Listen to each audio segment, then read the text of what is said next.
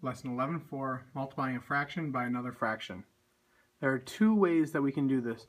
The first way is the one that we've been doing for the last three units, or last three lessons. If we have the example 3/6 times 4/8, I multiply my numerators and get 3 times 4, and my denominators 6 times 8, which will give me an answer of 12/48. I know I can't end with 12/48 because I can simplify that. To do so, I'm going to take 12 divided by 2 and 48 divided by 2 and get 6/24. Well, guess what? I can divide both of those by 2 and get 3/12. And guess what? I could continue to simplify even farther, divide both of those by 3, and get my final answer of 1/4. So look at that. 3/6 times 4/8 equals 1/4. That same strategy can be done a little bit differently. I noticed that there's no common factor of 6 and 5, so I have to leave those the same. But 2 and 8, I can divide both of those by 2.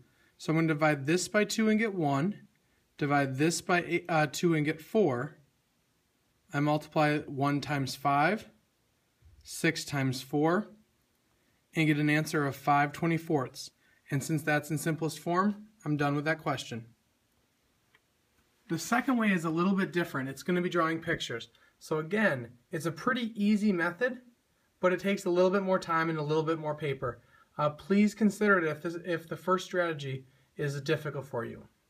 If I have the example of 2/3 times 3/4, I first start out by drawing a box and I break it into thirds. So 1/3, 1/3, 1/3, and then I shade in 2/3. So I shade in this one and I shade in this one.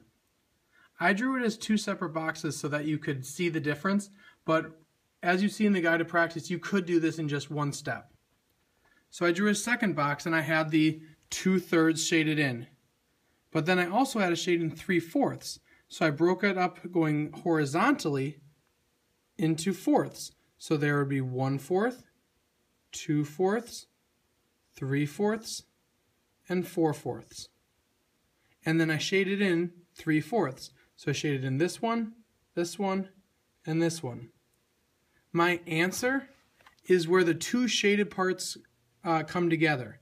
So if you notice that this box was shaded in as a third and as a fourth. So I count 1, 2, 3, 4, 5, 6. So my numerator is going to be 6, just like it is right here. And then for my denominator, I count the total. So 1, 2, 3, 4, 5, 6, 7, 8, 9, 10, 11, 12. So my denominator is 12. I know I can't end with 6/12, so I divide both of those by 6 and I get 1/2. Let's take I know that was a little bit fast, so let's make sure you listen when we get to question 4 of the guide to practice, and you'll see that done another time. Guide to practice number 1. 3/4 times 7/8. All I do is multiply the numerators, 3 times 7, denominators, 4 times 8, and I get an answer of 21/32. And that's in simplest form, so I'm done. Looking at number 2, I had just 15 times 3/4. Anytime you have a whole number when you're multiplying and you're multiplying by a fraction, turn it into a fraction by just putting it over 1. Because as we said, any number over 1 is that number. So let's look at what we would do. The numerators 15 and 3, so 15 times 3. Denominators 1 and 4, so 1 times 4. And that gives me an answer of 45/4. I can't have an improper fraction, so I put 45, my numerator, inside the house, divide by 4, and I get an answer of 11 remainder 1. My answer becomes my whole number, my remainder becomes my numerator, and I continue with the same denominator. So I get an answer of 11 1/4. Question number 3. 3/4 times 1/4 times 2. Again, I see that 2 and I need to turn it into a fraction, so I put it over 1. And then I just multiply the numerators. 3 times 1 times 2, And then the denominators, 4 times 4 times 1. That's going to give me an answer of 6/16, but I know that they're both even numbers, so they both could be divisible by 2. So I'm going to do that, and I'm going to get my final answer of 3/8. Now let's look at question 4. Question 4 was the only one that I used to show us the second way of how we multiply fractions. So let's look at this. 2/3 minus 1/3 in parentheses times 5/8. I have to do what's in parentheses first. So after I do that, I get an answer of 1/3 times 5/8.